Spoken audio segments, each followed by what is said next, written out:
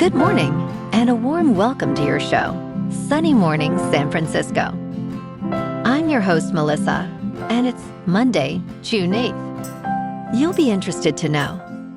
77 years ago, today, in 1949, George Orwell released his novel titled 1984, a stark, imaginative political fable that painted a vivid vision of surveillance and authoritarian control. The novel reshaped public understanding of privacy, language, and power, becoming a touchstone for debates about freedom and inspiring lasting cultural and political dialogue. So now you know. And now, it's time for the Surf Report.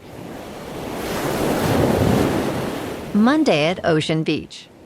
This morning it's looking fair with waves around 4 to 5 plus feet. Conditions hold steady through the morning before dropping to 3 to 4 feet by noon. Winds are onshore starting at 8 miles per hour, increasing to 16 miles per hour by midday, making it choppy later on. Best time to ride is at 6 a.m. with the 3-foot outgoing high tide, when the west-northwest swell is 7 feet at 8 seconds, and the onshore wind is 6 miles per hour. The first low tide on Monday will be a half-foot at 11:45 a.m., followed by a 5-foot high tide at 7. The nearshore buoy in San Francisco Bar reads 57 degrees for the water temperature. Conditions start fair with 4 to 6 foot waves on Tuesday, but wind increases, creating choppy surf later in the day. Wednesday sees a peak in size with clean 5 to 7 foot sets, offering the best conditions of the period. By Thursday, surf remains in the 4 to 7 foot range, but deteriorates to choppy conditions as winds pick up. This morning, it's mostly cloudy, and it feels like 52 degrees, with 14 mile per hour wind. The sunset will take place at 8:30, and it will rise again tomorrow at 5:47. It looks like we're in for some mostly cloudy skies today, with a high around 60 and a mild breeze. Tonight, expect continued mostly cloudy conditions with a low of 56 and light winds picking up a bit. Looking ahead in the weather. Tuesday will be mostly sunny with highs near 60 and a west wind of 5 to 16 miles per hour, gusting as high as 23. Wednesday and Thursday stay sunny with highs rising into the mid and upper 60s and nights, mostly clear near 53 to 56. Bonjour, food enthusiasts. This podcast is brought to you by Versailles Cafe and Pastries in Encinitas. Nestled on El Camino Real South, just north of Encinitas Boulevard, this cafe is a haven for culinary delights. Indulge in their amazing Eggs Benedict or their gluten-free crepes. You can grab a panini for lunch or just breeze on through to get your morning coffee. They are open every day from 8 to 5. So stop on by and don't forget to tell them Sunny Morning sent you. In local news, in a surprising twist for San Francisco politics, billionaire gubernatorial candidate Tom Steyer may have achieved a political miracle by uniting the city's wealthy, conservative enclaves with its progressive constituents. Despite questions about his chances for a second-place finish, data from Tuesday's election show Steyer winning significant margins in affluent neighborhoods like Seacliff and Pacific Heights, while also securing every precinct in the Progressive Mission District.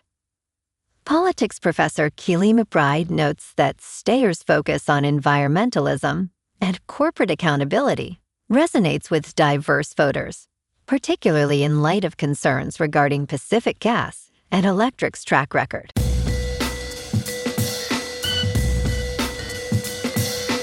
Now on to sports. The New York Knicks will look to put the San Antonio Spurs on the brink of elimination when they battle in Game 3 of the NBA Finals 2026 on Monday night. New York grabbed a commanding 2-0 series lead with a 105-104 victory on Friday. Tip-off from Madison Square Garden in New York City is set for 8:30 p.m. Eastern Time. The Knicks are a 2.5-point favorite, with the over/under for total points scored set at 216.5.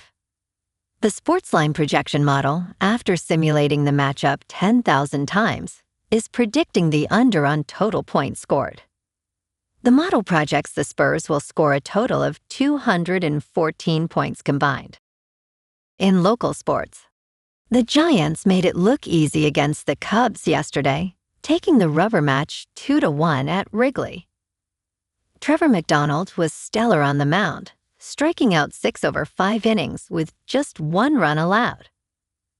Matt Chapman went 2 for 3 with a go-ahead RBI, and the bullpen locked it down for the save.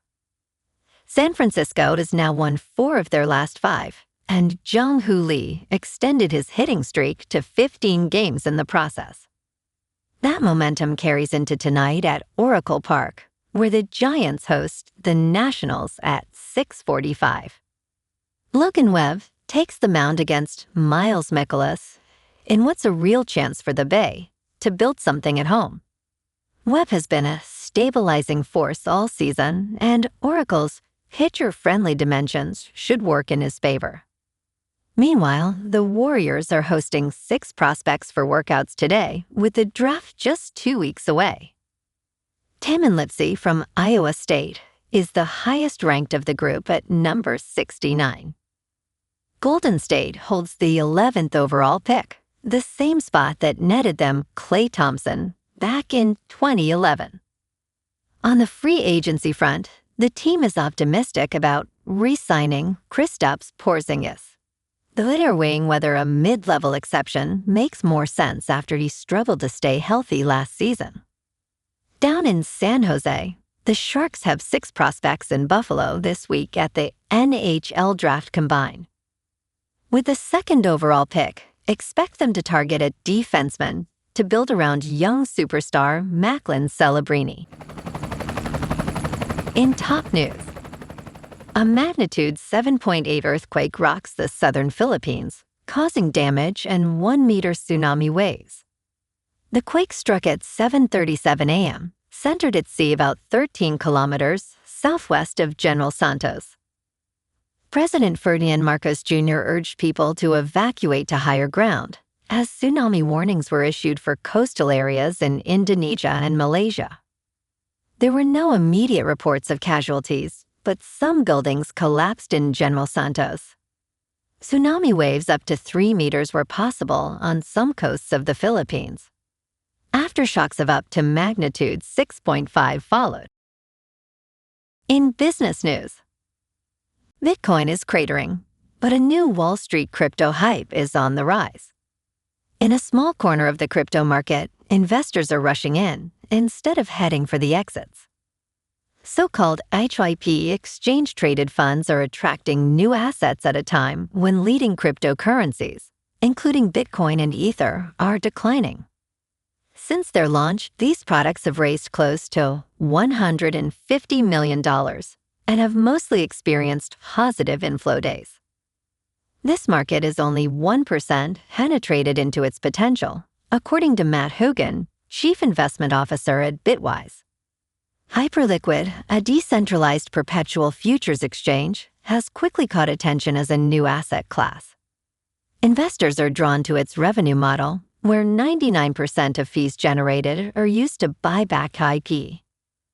As of Friday, the Grayscale Hyperliquid staking ETFs had $4.5 million in assets. Experts believe that as awareness grows, these funds could accelerate mainstream adoption. However, competition remains high, and the platform is still unavailable in the United States. In crypto movement, Bitcoin is up 0.5% over the weekend to $63,000. Ethereum is down 3% to just under $1,700. And XRP is up 1% to $1.15. Moving on to a more local vibe. In our community spotlight on health and wellness, we are working with a national Pilates studio to bring you some free classes, so listen up. Check out Club Pilates, with several locations in the San Diego area. Pilates presents a comprehensive wellness approach, cultivating strength, reducing tension, and elevating mental well-being. Scientific research affirms its benefits. So now you can check out Club Pilates for a free class, with locations in Encinitas, Solana Beach, Oceanside, La Jolla, and more. Just be sure to tell them Sunny Morning sent you by. And now, back to the show. Let's talk tech. NASA will wear high-tech Prada long johns to the moon. The liquid cooling and ventilation garment, known as LCVG, will be worn underneath the Axiom Extravehicular Mobility Unit spacesuit during the Artemis 4th mission in 2028. This base layer will provide cooling and comfort to astronauts, circulating cold water through embedded tubes to whisk heat away from their bodies. Unlike older cooling suits, the LCVG features a backup system. Additionally, it houses a ventilation system that supplies fresh oxygen and directs exhaled carbon dioxide for recirculation. This collaboration continues NASA's tradition of blending high-tech materials with high-fashion design. And in entertainment news, John Lithgow is only getting better with age. With his latest Tony Awards win for actor in a play for Giant, Lithgow, 80, became the oldest man ever to win a competitive acting Tony.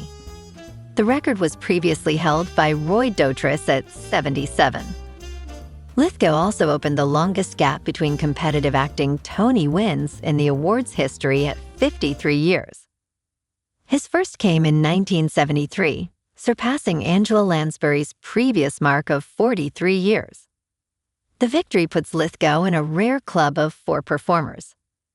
Lithgow expressed gratitude, stating, "I'm such a lucky actor." Well, alrighty folks, it's time for the quote of the day. And today, our quote comes from the American novelist and short story writer S. Scott Fitzgerald. And he said, "The test of a first-rate intelligence is the ability to hold 2 opposed ideas in mind at the same time and still retain the ability to function." And that's a wrap for this morning. You can check out our Instagram, YouTube, and TikTok for some captivating aerial videos with local news and the surf reports. Have an amazing day, my good friends. We'll see you tomorrow with another episode of Sunny Morning San Francisco.